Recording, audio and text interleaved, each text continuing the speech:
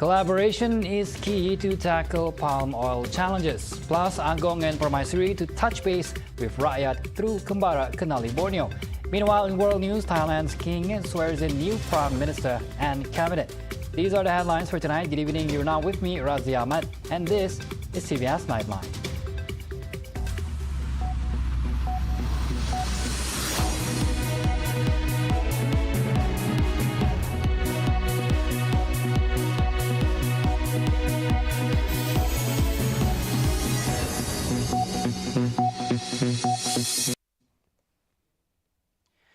Earlier today, Thai King Maha Vajiralongkorn sworn in Prime Minister Srettha Thavisin and cabinet ministers in a coalition government made up of 11 parties.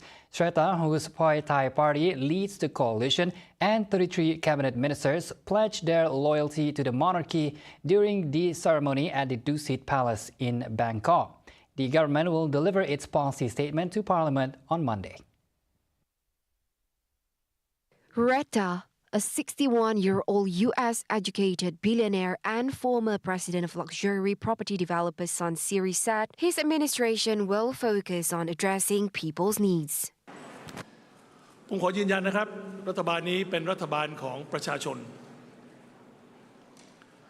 และทุกท่านในที่นี้มาวันนี้มาที่นี่มาเพื่อเป็นตัวแทนของพี่น้องประชาชนทุกคน He, who is also the country's finance minister, said he will hold a cabinet meeting on Wednesday and travel to northeastern provinces of Khon Kaen, Udon Thani and Nong Khai on Friday to meet communities and find out more about their problems. Meanwhile, back home, the KEMBARA Kenali Borneo visit by Their Majesties, the Yang di-Pertuan Agong Al-Sultan Abdullah Ri'ayatuddin Al-Mustafa Billah Shah and Raja Permaisuri Agong Tunku Aziza Aminah Maimunah Iskandaria will allow them to experience Sarawak's diverse culture and heritage. Sarawak State Secretary Dato' Amar Muhammad Abu Bakar Marzuki said for their visit to Sarawak, the Sarawak government has organized a comprehensive itinerary for their visit to meet various ethnic groups throughout the convoy. According to Abu Bakar, Their Majesty's journey begins in Lawas right up to Teluk Melano, scheduled from 7 to 13 September 2023. Speaking to the media after paying a courtesy call to Acting Head of State Tan Sri Dato' Amar Muhammad Asfia Awang Nassar, Abu Bakar said this would be the opportune time for Sarawakians to showcase its rich racial diversity and be a role model for the whole country for its religious tolerance and racial harmony. He added that during the journey, Their Majesty would also have the opportunities to mingle with the people from all walks of life and will have a first-hand experience of their livelihood. Abu Bakar, who is also the chairman of the organizing committee of Their Majesty's visit to Sarawak, stressed that the Sarawak government will also include some official programs for Their Majesties during their stay. Meanwhile, Abu Bakar hoped that other federal leaders will follow the example shown by Their Majesties to visit the people at the grassroots levels. The KEMBARA Kenali Borneo from September 3rd to 13 offers a unique experience, recording historic moments through various cultural programs and tribal handicrafts as Their Majesties travel from Tawau, Sabah to Teluk Melano, Sarawak. And inter-organizational collaboration is crucial to tackle the challenges that have affected the palm oil industry globally, given its adverse impact on the environment. Hence, Sarawak Premier Dato' Patinggi Tan Sri Abang Joritun Openg stressed the urgency of unifying all stakeholders to address this issue. He emphasized the importance of adopting best practices and advancing responsible palm oil production, primarily in response to increased demand and a sharp rise in prices. Palm oil has faced criticism due to its association with deforestation, wildlife habitat destruction, and greenhouse gas emission. Building and maintaining consumer trust through transparent and traceable supply chain is vital for the industry's future growth and market access. By practicing sustainable methods, preserving biodiversity, social protection and fostering transparency, Abang Johari said the industry can be revitalized as an income generator for Malaysia.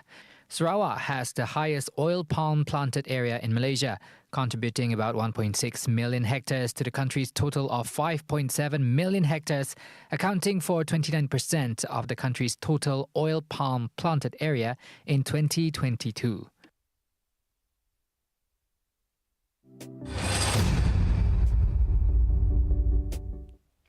Also, Sarawak Premier Dato' Petinggi Tan Sri Abang Johari Tun Openg urges palm oil industry players in Sarawak to embrace artificial intelligence technology or AI to stay pertinent amidst technological advances. He emphasized that this approach is critical given the anticipated expansion of the palm oil industry. For people who are in this industry in Sarawak, I would advise for you to adjust to the new technology, the new environment, so that you are able to place your position in the marketplace. And this is important. But the industry will definitely grow, but perhaps the quality and the way how you manage plantation will also be a lot of improvement. At the same time, Abang Johari highlighted that the adoption of AI technology can mitigate labour shortage concerns. The other issue that we may face is now question of labour, shortage of labour. The plantation sector has been requesting us, to allow a lot of foreign labour in the industry. It has been an inherent issue, but perhaps at this juncture, the people industry have to look into mechanization, particularly in terms of harvesting. I have requested Swinburne University as well as the private sector. Now you can make use or employ AI and sensor for you to pluck the trees. Because with sensor and AI, they can distinguish between a ripe fruits and not a ripe fruits. Then it can pluck the fruits. So I think the industry has to go into this research so that we cannot rely on foreign labor. As your economy migrates upward, the technology has to follow upward, and that will make the industry sustainable. He said this in the media conference after launching Palm Oil and Lauric Price Outlook Conference and Exhibition in Kuching on Tuesday. In other developments, Abang Johari emphasized that native customary rights NCR landowners are encouraged to participate in the palm oil industry. He stated that Sarawak plays a significant role in boosting crude palm oil production for the national economy. And at the moment, as you know, we have been planning land use of Sarawak. And then I think we have maximized the area of land meant for palm oil industry. But we allow smallholders, particularly the NCR landowners, to participate in this oil palm plantation. Meanwhile, commenting on Sarawak's commitment to a green economy, he emphasized the industry's need to align with environmental conservation while advancing palm oil cultivation through technology. We are giving emphasis on technology. And I used to remark to our friends who are quite skeptical on the oil palm industry that if they can accept coconut, they should also accept palm oil. Because oil is palm, coconut is palm, and it is the same family. But if you classify coconut as a tree, sometimes they call it coconut tree. We can also call palm as palm tree or palm tree. Because the function biologically is similar. And that is why I think there has been somewhat a shift in the perception of palm. In other news, UiTM Sarawak has answered the Sarawak Premier's call for algae study in sustainable aviation fuel production. UiTM Sarawak, led by its rector, Professor Dato Dr. Jamil Hamali, aims to create opportunities for rural and coastal communities to participate in this promising industry. So Alhamdulillah, I think we will take up the challenge dan pastikan orang kampung, orang luar bandar bukan menjadi penonton dalam pembangunan ini, tapi menjadi partisipan yang aktif di dalam pembangunan yang dihajati oleh kerajaan negeri. He said this when met by the media after a courtesy call to the Premier of Sarawak's office at Wisma Bapa Malaysia on Tuesday. The purpose of the visit, he stated, included introducing UiTM's new Pro-Chancellor, Dato Abdul Wahab Aziz. Notably, Abdul Wahab is the first UiTM alumni to assume the role of Pro-Chancellor in Sarawak. Jadi kita lantik Pro-Chancellor dari kalangan very reputable person in the country to be our Pro-Chancellor untuk mengambil alih some of the tugas Chancellor lah, Duli Yang Maha Mulia Agong, to confer the degree. So tujuan kita tadi ialah to introduce Pro-Chancellor dari Sarawak yang membantu dalam proses berkenaan lah. The call was also to extend the invitation to the Premier to grace UiTM's 50th anniversary dinner on October 15th.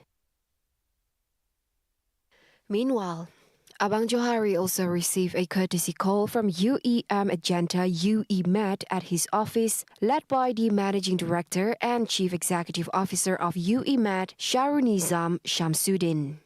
Also present was Sarawak Deputy Minister of Energy and Environmental Sustainability, Dr. Hazlan Abang Hibni, Chief Executive Officer of Sarawak Energy Group, Datu Sharbini Suhaili, and Chief Financial Officer of UEMAT, Hilary Chua.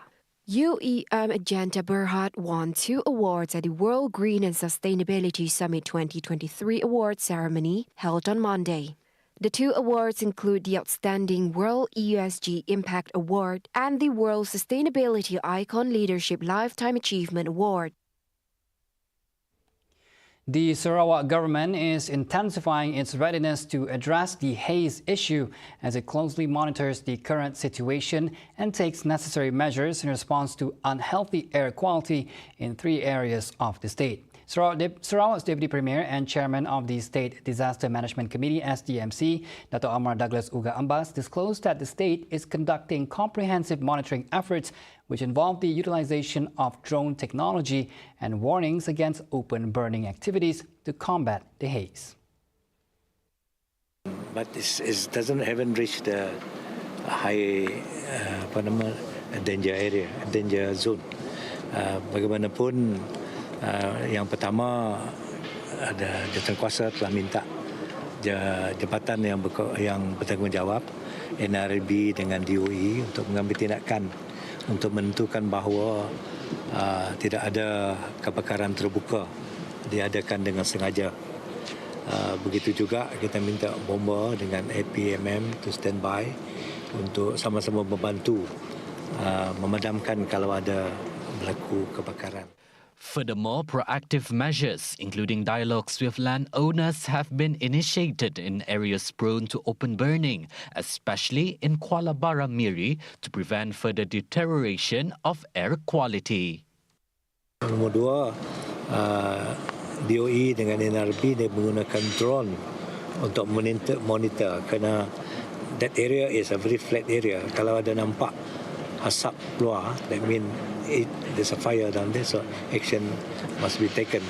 And the other day we have a good dialogue with the landowner di kawasan Kuala Baram. Mereka juga telah memberi jaminan bahawa mereka akan sama-sama bekerjasama untuk menentukan kebakaran itu dapat kita kawal. Kalau ada kebakaran, mereka juga akan membantu.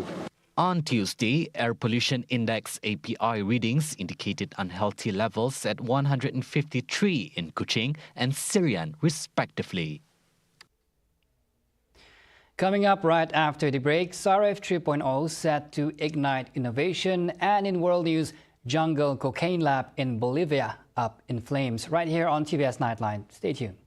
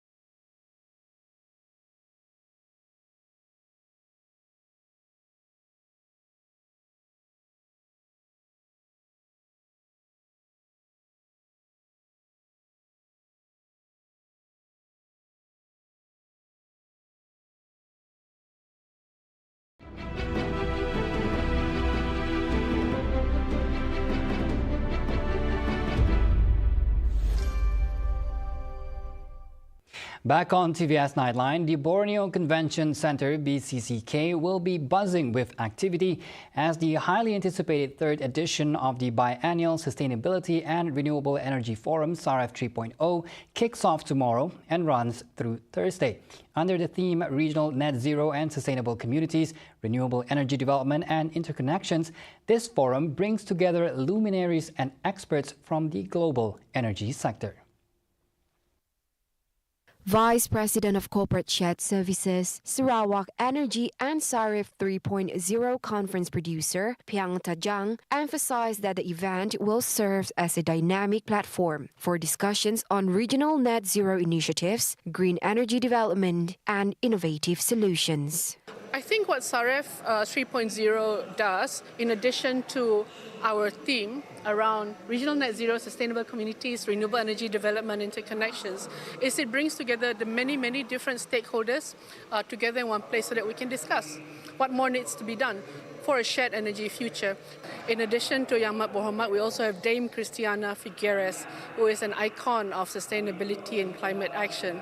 So this is a really important forum for us. I think we represent a very strong voice. SAREF 3.0 is set to be officiated by Premier of Sarawak, Datuk Patinggi Tan Sri Abang Johari Tun Openg, who is also Sarawak's Minister of Energy and Environmental Sustainability. In addition, the forum is expected to attract over 1,000 attendees in a single day at the event, as well as a community market involving affected communities from Balaga, Murum, Baleh, and Baram. The third of 5 biennial conferences, SAREF hopes to move Sarawak forward to achieve its aspiration of becoming the regional powerhouse and progressing the development of renewable energy. We hope to have achieved all of our aspirations. Organized by Sarawak Energy, SAREF 3.0 is supported by the Ministry of Utility and Telecommunication and the Ministry of Energy and Environmental Sustainability. The recent 36% surge in imported white rice, as reported by Padi Beras Nasional Berhad, Bernas, has raised significant concerns about the nation's food security. With rice being a staple food in Malaysia, this decision has substantial implications for our food costs, particularly when efforts pivot to fulfill the demands of maintaining consistent rice stockpiles for local consumption. A senior lecturer of the Faculty of Economics and Business, UNIMAS, Dr. Zul Hazwan Hussaini, emphasized that ongoing uncertainties and the imperative of ensuring the long-term sustainability of industry players were driving factors behind these price adjustments. This calls the urgency of breaking the monopoly on rice imports. Controlling and keeping track of a change in the price of goods on the market is difficult. It is because there are many players involved in the process in both supply and demand sides. The market price cannot be properly stabilized by price control and anti-profiteering act alone. When the price threshold is no longer acceptable in the given circumstance, this act may not always work as intended. Furthermore, he recommends that efforts to dismantle the rice import monopoly should prioritize fostering open competition and maintaining affordable prices, recognizing that consumers are the most impacted by challenges related to the cost of living. We need to change this market so that it is less monopolized by a small number of players and more open to genuine competition. A culture of tough and healthy competition will be stabilized, encouraging every player to try to provide a high quality of goods at competitive price. In the end, customer will profit from lower and more affordable prices. We cannot continue with this type of structure because it allows a small number of players to control the market and give them the power to increase prices quickly. There is definitely no win-win situation between the supplier and the consumer. This situation will make it harder for the government to monitor and manage price change, particularly the rice itself. The end consumer will eventually be burdened with increased prices. On Friday, September 1st, Padi Beras Nasional Berhad Bernas implemented a price adjustment for imported white rice with immediate effect. The price of imported white rice has increased from 2,350 ringgit per metric ton to 3,200 ringgit. The Ministry of Transport MOT has suggested the extension of the loan fund for domestic shipping company operators in the upcoming 2024 budget scheduled for presentation next month. Its Minister Anthony Loke Siu Fook stated that the maritime sector development was emphasized, especially on the environmental friendly agendas, during the consultation session with the Ministry of Finance ahead of Budget 2024. He told this to reporters after launching the Global Shippers Roundtable on Tuesday. He added further that the local vessels must reduce their greenhouse emissions in order to achieve carbon neutrality, thus they need funds to move towards that goal.